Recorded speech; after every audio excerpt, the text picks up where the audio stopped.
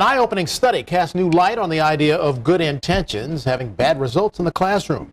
Kent Harbour, Ph.D. in psychology and associate professor at Rutgers University, is here to share the results. Professor, thanks for joining us. And I understand you start with the premise. Are educators showing a positive bias to minority students and keeping them from doing their best? How did you orchestrate this study, and what did you come up with? Okay. So the study that I conducted with teachers is the follow-up of a number of studies I've been doing on what we call the positive feedback bias. And the positive bias occurs when, in this case, whites provide feedback to minorities. We're talking about white teachers. White teachers. Minority students. Minority students, where the work is identical. But the people giving the feedback, in this case teachers, think that the person who performed the work was either a minority or white. Mm-hmm.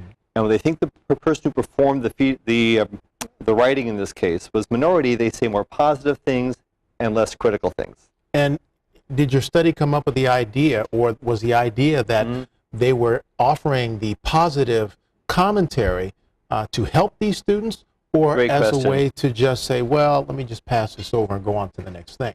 So if you're a teacher in the study, it would have worked this way.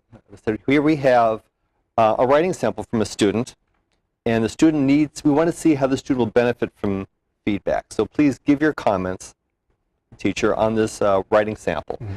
The writing sample was very poorly written. Purposely? Yes, and I wrote it, and it turns out that I am gifted at writing bad essays. And so I channeled my sort of distracted 10-year-old and wrote the essay, and then it was filled with both what we call mechanics errors, spelling, grammar, punctuation, and content errors, ideas, persuasiveness, clarity.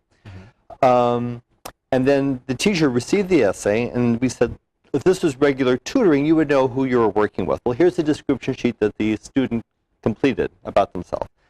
And it had lots of uninteresting information, and it was the same in every condition except the student's name was either identifiably Latino, like Juanita, or it was African American, Natisha, or white, Heidi.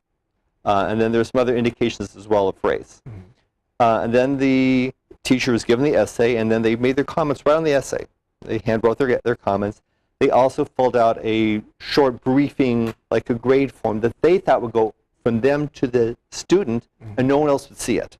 So their thinking was they were trying to encourage these students by giving reaction that was perhaps less critical than it should have been? Well, so you're asking a really important question. Why are they showing this positive bias? Because the result was, though the essay was the same, the feedback was more positive if the assumed writer, the student, was African American or Latino, or versus assumed white. to be African American or Latino. Exactly. So what did that say to you, though, when you're coming back with this? What is going on in your mind and the people that you're conducting this research with? Right. What are you coming away with when you're seeing these results? It's a great question.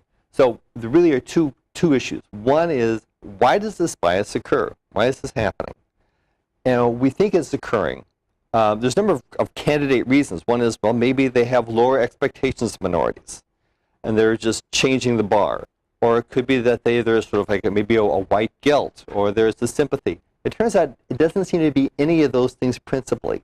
It seems to be that the concern that causes whites, who are always the subjects in these studies, to show the positive bias, is the concern that they have of seeing themselves negatively. They don't want to appear in their own eyes to be bigots. And so when you give feedback, it's a very tricky thing. To give feedback well, you have to be both candid and honest and direct, which means that sometimes you could be hurting someone's feelings. But you also have to be sensitive to feelings, otherwise you'll demotivate people. So you have this balance.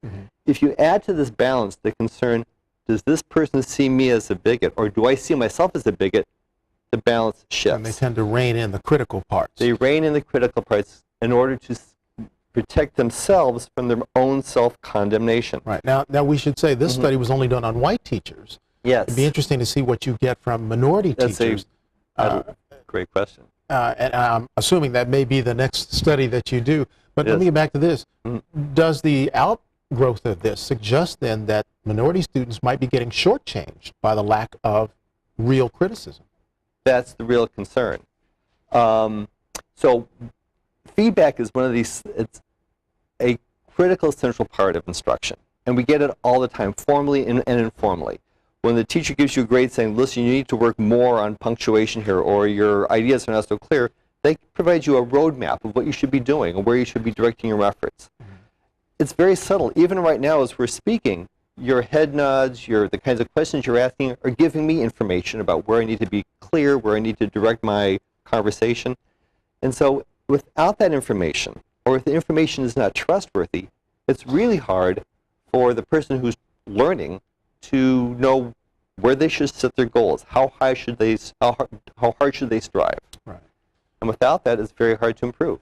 Fascinating stuff. I'm assuming that you're probably going to continue this study, and the reaction that you get will promote more study into that. This is great stuff. Thank you. Thanks for joining us, and we'll look forward to having you back again. My pleasure. Thank you very much.